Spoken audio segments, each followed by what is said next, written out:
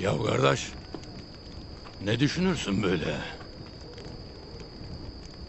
Derdimin dermanı sende ne arar kardeş? Benim derdim gönül meselesidir. Dövülecek ayı meselesi değil. Ya kardeş, öyle kestirip atmayasın hemen. Biz ilim ehliyizdir.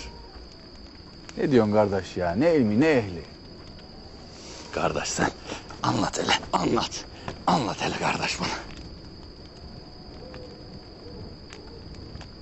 Banu Çiçek'e hatunum olur musun diyeceğim. Diyeceğim de nasıl diyeceğim onu bilmiyorum. Kardeş, ben de devlet kurup devlet yıkasın sandıydım. Bak kardeş, diyeceksin ki... Aha bu gönlüm alev oldu, intizarın beni yaktı kavurdu. Anlamadım kardeş, ne diyeceğim? Ya neyini anlamazsın kardeş? Bak son kez söyleyeceğim. Gönlüm alev oldu, intizarın beni yaktı kavurdu. İyiymiş vallahi. Abi gönlüm alev aldı. İntizarın beni yakıp kavurdu. Başka ne diyeceğim? Şöyle devam edeceğim. Diyeceğim ki... Bakışların bir ok gibi gönlümü delip geçti. Güzelliğin bir kuyu, ben içine düşer Yusuf misali. Issız bir çölde kuru bir yaprak gibiyim. Kardeş sen bunları nereden biliyorsun ya? İlim kardeş, ilim. İlim ehline sual olunmaz. Hem Geyikli kardeşin dediği gibi söyleyene değil kardeş, söyletene bakacı. Söyletene bakacı kardeş. Gönlüm alev aldı. İntizarın beni...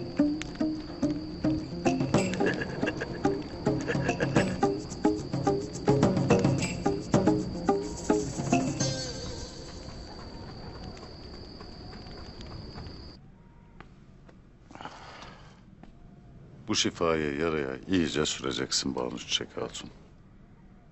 Allah senden razı olsun artık bey.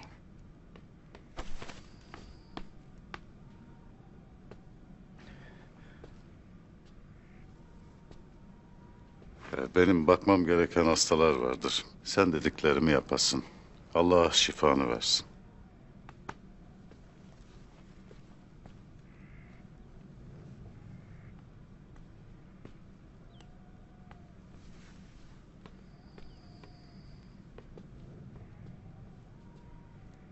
Yara nasıldır Çiçek Hatun?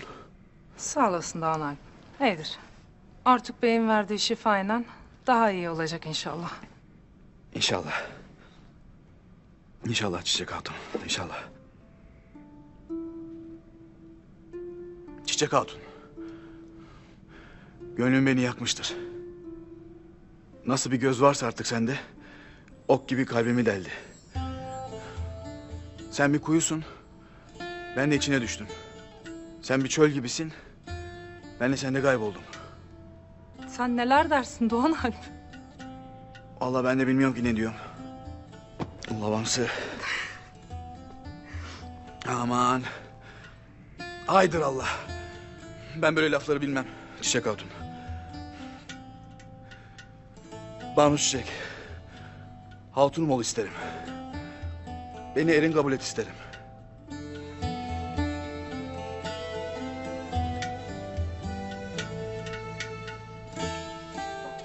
Madem öyle dersin... O halde canına can, göğnüne derman olur. Bundan gayrı senin çadırın benim sarayım, hayatın cennetim olur.